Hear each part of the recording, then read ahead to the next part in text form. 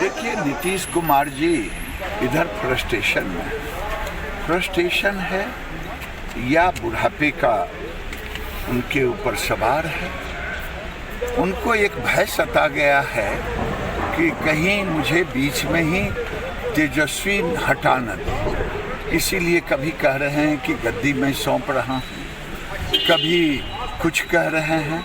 और ये व्यवहार 10 साल पहले नहीं था।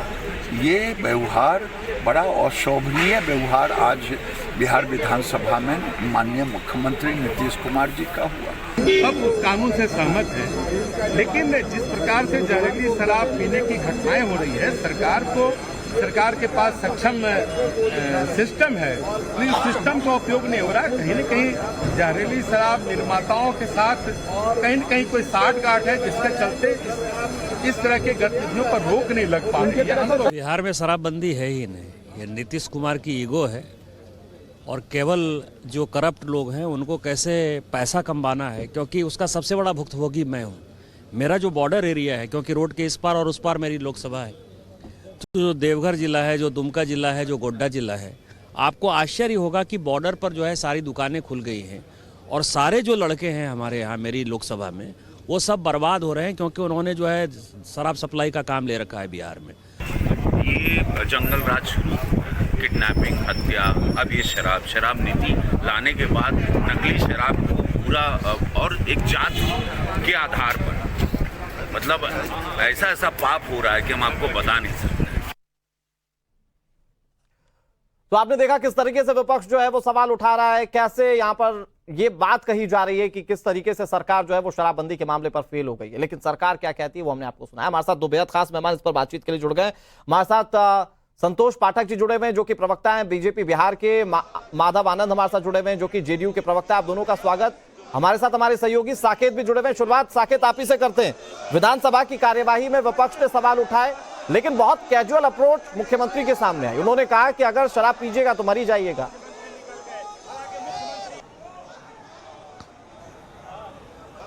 देखिए, बिल्कुल इससे पहले भी मुख्यमंत्री इस तरह का बयान दे चुके हैं। जब पिछली बार याद होगा, जब बेतिया में इस तरह की घटना घटी थी, तब भी मुख्यमंत्री ने यही बयान दिया था कि शराब पियोगे तो मरोगे। लेकिन सवाल यह है कि आखिर सरकार की क्या जिम्मेदारी है, कैसे सरकार बिहार में शराब मिल रही है, ये इस पर सरकार को काम करना चाहिए। इस पर रोक लगाने की जिम्मेदारी सरकार की है, ना कि आप सिर्फ ये कह सकते हैं कि शराब पियेंगे तो मरेंगे और इतना कह के आप बच सकते हैं। ये कहीं से भी नहीं हो सकता है। और यही तस्वीर जो है आज विधानसभा के अंदर भी दिखी है। अभी भी विधानसभा का जो सेशन है वो सेकंड हाफ के बाद शुरू हो चुका है और बीजेपी के भी विधायक अंदर है और हंगामा अभी भी अंदर जारी है, क्योंकि बीजेपी ये कह रही है कि सरकार इस पर अपना स्पष्ट करे पक्ष की। क्या आखिर जो शराबबंदी बिहार में जिस तरह से लागू है उसमें जो खामियां है उसे लेकर सरकार क्या कदम उठा रही है, कैसे उसे दूर किया जाए, इस पर क्या सरकार की मंशा है, ये तमाम चीजें सरकार तय करे। और जो लगातार सदन के अंदर भी मुख्यमंत्री का जो बर्ताव रहा है विपक्ष को लेकर, उस पर विपक्ष जो है वो सरकार से माफी मांगने के लिए कह रहा है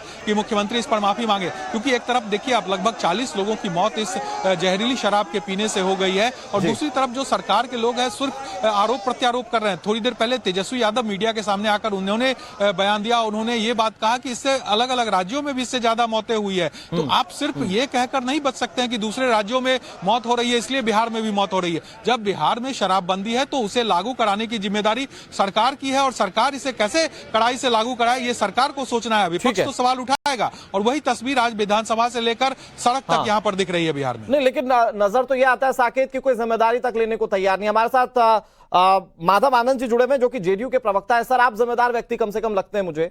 आप मुझे बताइए कि अगर जहरीली शराब से किसी प्रदेश में मौत हो जाए तो जिम्मेदार कौन होगा, जिम्मेदारी लेगा कौन?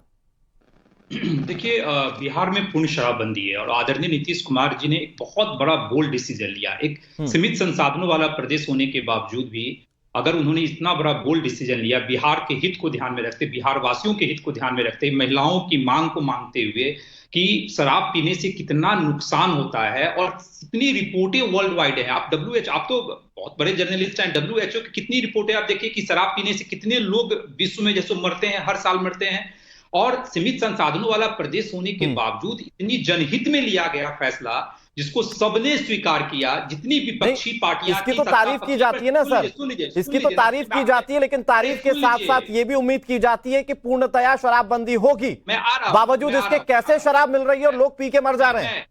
मैं आ रहा हूं, उसी पे आ रहा हूं। तो सबके समर्थन से, चाहे पक्ष हो या विपक्ष हो, सबके समर्थन से हम लोगों ने बिहार में शराबबंदी कानून लाया।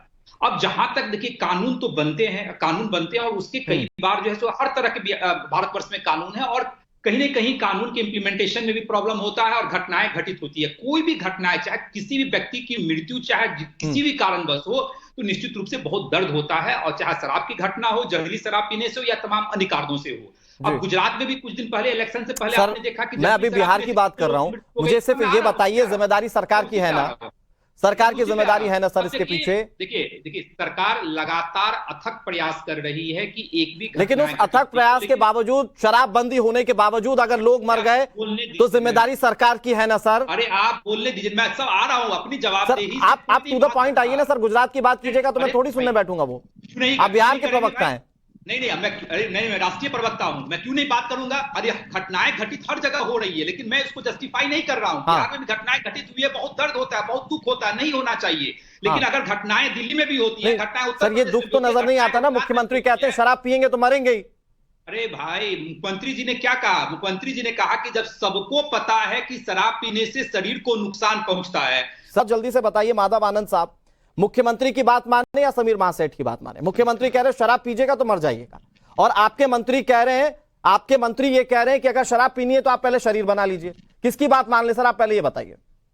अब मेरी बात सुन लीजिए। अब किसकी बात माननी है नहीं माननी है मैं आपके विवेक पे छोड़ता हूं, लेकिन अब मेरी बात सुन लीजिए। आदरणीय मुख्यमंत्री जी ने क्या कहा?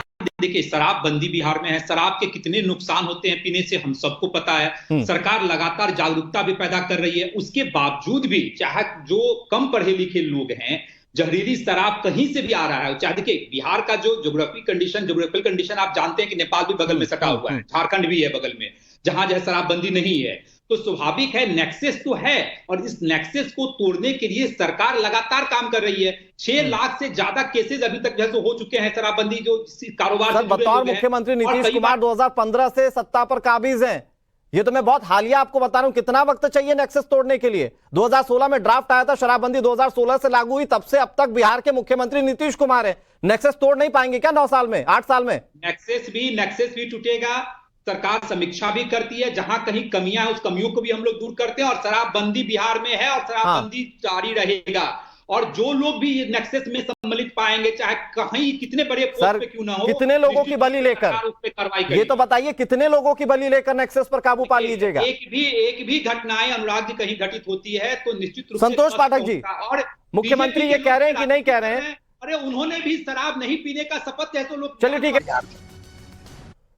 संतोष पाठक जी हमारे साथ जुड़े हुए हैं, जो कि बीजेपी के प्रवक्ता हैं। संतोष पाठक साहब, आप बतौर विपक्ष सवाल पूछ रहे हैं, हंगामा भी कर रहे हैं, लेकिन आप क्या कीजिएगा जिससे नीतीश कुमार कम से कम जिम्मेदारी तो लें? वो कहते हैं मैं मुआवजा नहीं दूंगा, वो कहते हैं जो शराब पी रहा है वो पी के मरेगा ही। तो कैसे जगाइएगा आप प्रदेश के मुख्यमंत्री को? अनुराग जी, हम लोगों ने माननीय मुख्यमंत्री नीतीश कुमार जी के साथ लंबे समय तक काम किया है। उनकी एक प्रवृत्ति है, वो अंदर से तानाशाह है। जो प्रवृत्ति होती है ना व्यक्ति की, उस प्रवृत्ति से वो तानाशाह है।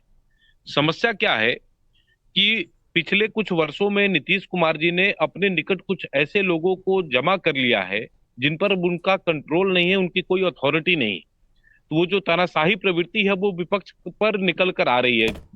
अभी हमारे साथ हो रहा है, अभी कुछ दिनों पहले तेजस्वी यादव के साथ लगभग इसी प्रकार का व्यवहार वो कर रहे थे। तो वो प्रवृत्ति जो है तानाशाही की और अपने लोगों पर अथॉरिटी कंट्रोल नहीं कर पाना, ये नीतीश कुमार जी का फेलियर है आज के डेट में। और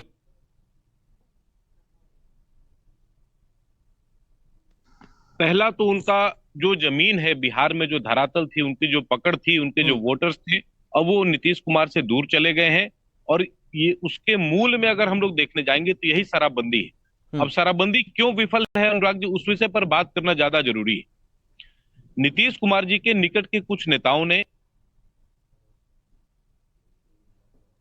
क्या कहलाते हैं, नौकरशाहों ने लगभग 10-12 हजार करोड़ की एक पैरेलल इकोनॉमी खड़ी कर ली है बिहार में, जिसकी वजह से सर लेकिन इससे पहले तक तो सत्ता में आप ही थे ना, और अगर ये जानते थे तो आप लोगों ने फिर कदम क्यों नहीं उठवाया मुख्यमंत्री? नहीं, हम अनुराग जी देखिए, ये अच्छा सवाल आपने पूछा है। हाँ। आज से 1.5 साल पहले बेतिया में कुछ लोगों का निधन हुआ था यही शराब पीकर, और हमारे प्रदेश के अध्यक्ष डॉक्टर संजय जायसवाल जी वहां पर गए, लोगों से मिले, और उसके बाद फिर जदयू के लोगों ने इतना गंदा प्रतिक्रिया उस पर, माधव जी को ये विषय मालूम होगा। हाँ। जदयू के लोगों ने इतनी गंदी प्रतिक्रिया दी कि कुछ लोग जो शराब से मर गए, जैसे आज नीतीश कुमार जी ने कहा कि उनको मुआवजा नहीं देंगे, तो जब हमारे अध्यक्ष जी गए वहां पर लोगों से, जो मृतकों का परिवार था, उनसे संवेदना प्रकट करने गए थे, लोगों ने बहुत गंदी प्रतिक्रिया दी।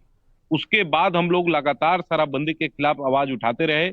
हमारे अध्यक्ष ने लगातार ये बात कही कि शराबबंदी में जो कमियां हैं उसको लेकर समीक्षा किए जाने की आवश्यकता है। ठीक है। तब ये गुटखाखोर नहीं, लेकिन मुझे एक चीज बताइए संतोष पाठक साहब, मुझे एक लाइन में जवाब दीजिए सर, प्लीज प्लीज सर, वक्त मेरे पास बहुत लिमिटेड होता है, मुझे एक लाइन में जवाब दीजिए। तो यहाँ तो मुख्यमंत्री मान भी नहीं रहे, उन्होंने तो जनता के विवेक पर छोड़ दिया ना। वो ये समझा रहे हैं कि आप पीजिएगा तो मर जाइएगा, तो अब ये जनता तय करे कि उनको जीना है या मरना है। ये तो कमजोरी है ना ये अनुराग जी, उनकी नीतीश कुमार जी की एक कमजोरी अब जग जाहिर हो चुकी है। हाँ। जब वोट उनके साथ रहा नहीं, उनके सामने वाले लोग जो उनके साथ इतने वर्षों तक काम करते रहे, अब उनकी बात नहीं सुनते, तो ये सारा गुस्सा वो विपक्ष पर निकालते हैं। और बिहार के मैं बहुत जल्दी से साकेत आपका रुख करता हूं, फिर माधव आनंद जी आपके पास आऊंगा। साकेत, मुझे बहुत अच्छे से याद है 2015 में बहुत चाव से मुख्यमंत्री नीतीश कुमार जी ने यह कहा था कि मैं शराबबंदी लागू करूंगा। आज वो कहते हैं कि ये तो महिलाओं के आग्रह पर किया गया था। और वो भी छोड़िए, जब आप चुनाव में इसको पूरी तरह से अपने पॉलिटिकल फायदे के लिए भुनाते हैं तो शराबबंदी की जिम्मेदारी भी तो लीजिए। और शराबबंदी आप नहीं कर पाए तो आप मानिए तो सही कि आपका ये सबसे बड़ा फेलियर है।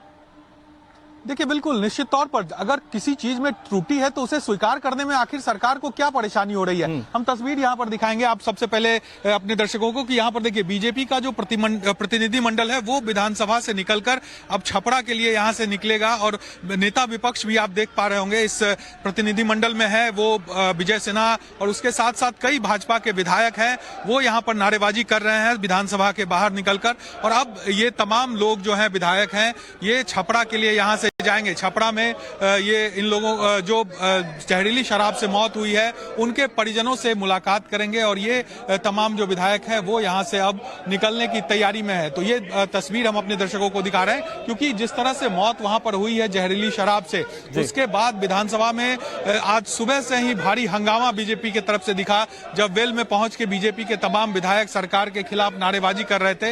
और अब चूंकि आज तय था पहले से ही कि बीजेपी का एक प्रतिनिधि मंडल वहां पर छपरा में जाएगा जहां पर ये घटना घटी है, और वहां पर तमाम जो पीड़ित हैं उनसे मुलाकात इन लोगों की होगी। और वही तस्वीर है कि अब विधानसभा से चूंकि बताया गया था कि सेकेंड हाफ के बाद ये लोग यहां से निकलेंगे, तो अब बीजेपी की तैयारी यहां से देख पा रहे होंगे आप कि यहां से निकलने के लिए तमाम जो बीजेपी के नेता हैं वो अब यहां से तैयार है। बिल्कुल साकेत, आप ये तस्वीरें दिखाते रहिए, ये तस्वीरें हम अपने दर्शकों तक पहुंचाते रहेंगे। लेकिन इन तस्वीरों के साथ माधव आनंद साहब, सवाल आपसे कि जब आपको चुनाव में जाना था तो आपने तो बहुत जोर शोर से बताया 2019 के भी चुनाव में कि देखिए साहब, 2018 के भी चुनाव में कि देखिए साहब हम तो बहुत पुरजोर तरीके से शराबबंदी लागू करने वाले मुख्यमंत्री हैं। देखिए तो निश्चित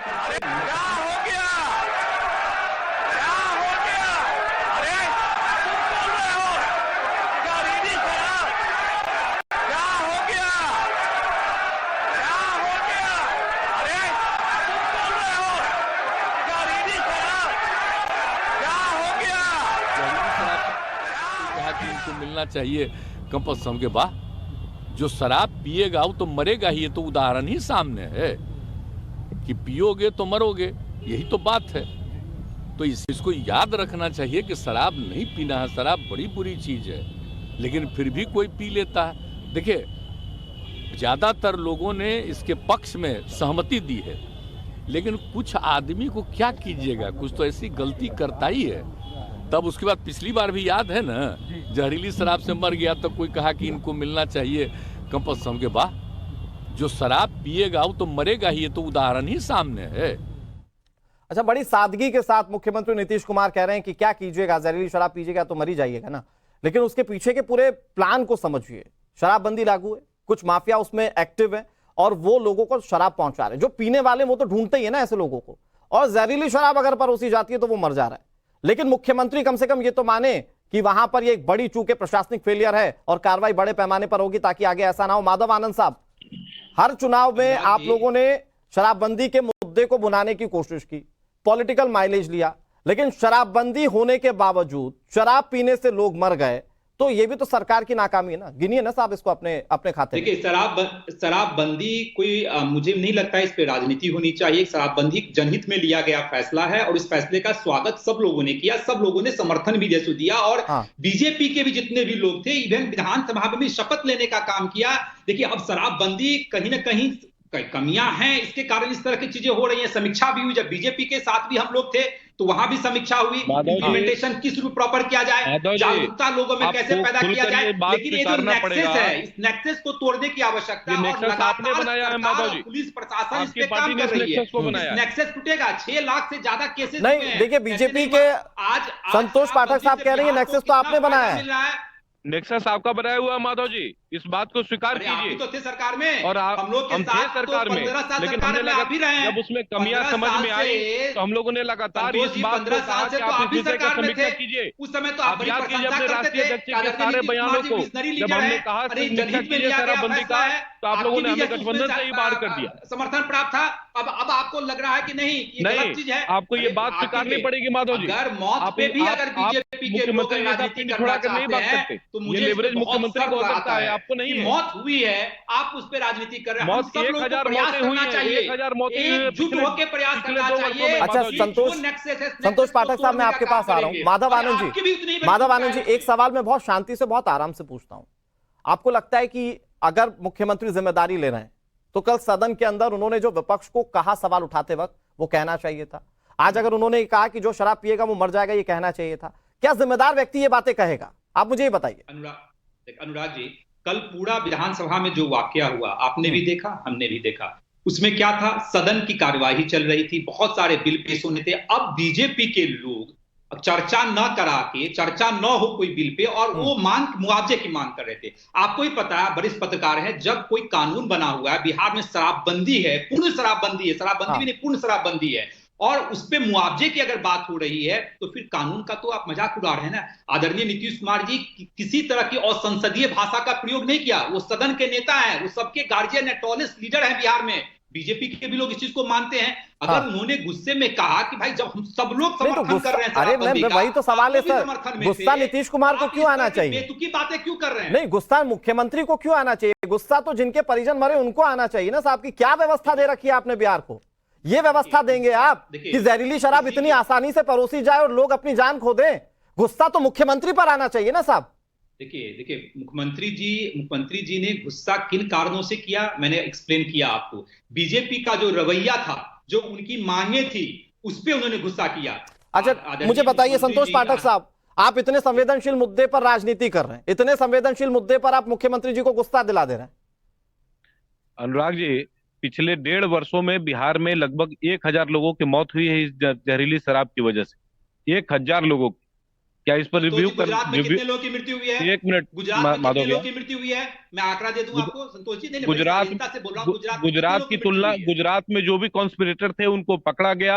वो आज सभी के सभी लोग जा रहे हैं। नहीं, बिहार में कौन पकड़ा गया बड़ा आदमी, बताइए। आप 15 साल इतने वर्षों में आप ये बताइए कि माधव भैया, नालंदा में अभी से 3 महीने पहले जो 60 लोग मारे गए थे नीतीश कुमार जी के गृह जिले में, उसमें से किसको आप लोगों ने पकड़ा, बताइए। एसएचओ को छोड़। संतोष जी, आप अपनी बात पूरी कर लीजिए। सवाल वही घूम फिर कर कि आप लोग कहां थे जब सत्ता में ये सब कुछ हो रहा था और नेक्सस पनप रहा था? अनुराग जी सुन लीजिए, नीतीश कुमार जी को मैंने शुरू में कहा कि वो प्रवृत्ति से तानाशाह है। समस्या नीतीश कुमार जी के साथ हमेशा से ये रही। हम भी जब काम करते थे उनके साथ तब भी, और उनके निकट के लोग, राष्ट्रीय अध्यक्ष, बिहार में गुटखा भी बैन है अनुराग जी, और इनके राष्ट्रीय अध्यक्ष के मुंह से कभी गुटखा खत्म नहीं होता है, कभी खत्म नहीं होता है।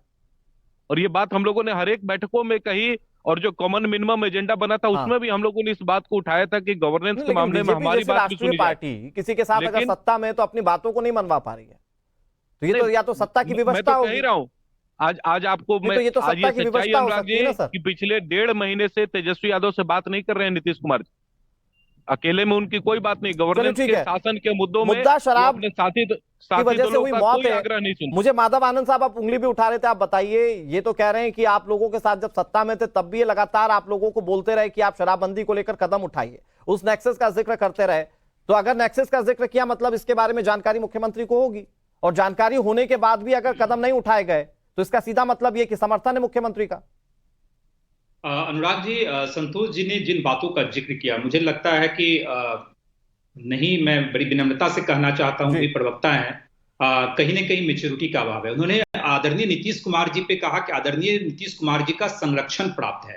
15 साल तक जो पार्टी हम लोगों के साथ सत्ता में बनी रहे, सुशील मोदी जी इनके डिप्टी चीफ मिनिस्टर बने रहे, और उस पार्टी के प्रवक्ता, मुझे लगता है कि आपके राष्ट्रीय नेतृत्व भी संज्ञान में आपकी बात को लेगा। मैं एक राष्ट्रीय प्रवक्ता हूं, आपके जितने भी टॉप स्पोक्स पर्सन है, चाहे संबित, चाहे सुधांशु, चाहे कोई भी हो, कभी नीतीश जी के बारे में एक उंगली उठाने का काम नहीं किया। उन्होंने सबने कहा कि नीतीश जी की स्वच्छ छवि है, नीतीश जी जैसो। यही वजह है ना सर कि सवाल उनसे भी पूछे जा रहे हैं, लेकिन यहाँ पर व्यवस्था अगर आपको बनानी है तो आप ही से सवाल पूछे जाएंगे। सर, वक्त इतनी इजाजत देता है, बहुत शुक्रिया संतोष पाठक साहब, माधव आनंद जी हमारे साथ जुड़ने के लिए और पूरी चर्चा में शामिल होने के लिए। लेकिन अगर मुख्यमंत्री कहें कि लोग अपने विवेक का इस्तेमाल करें, शराब ना पिएं और अपनी जान बचाएं, तो उस पर सवाल इसलिए पूछा जाएगा क्योंकि पूरी व्यवस्था आपके हाथ में, और इसी शराबबंदी पर आप वोट मांगने के लिए लोगों के घर घर पहुंचे।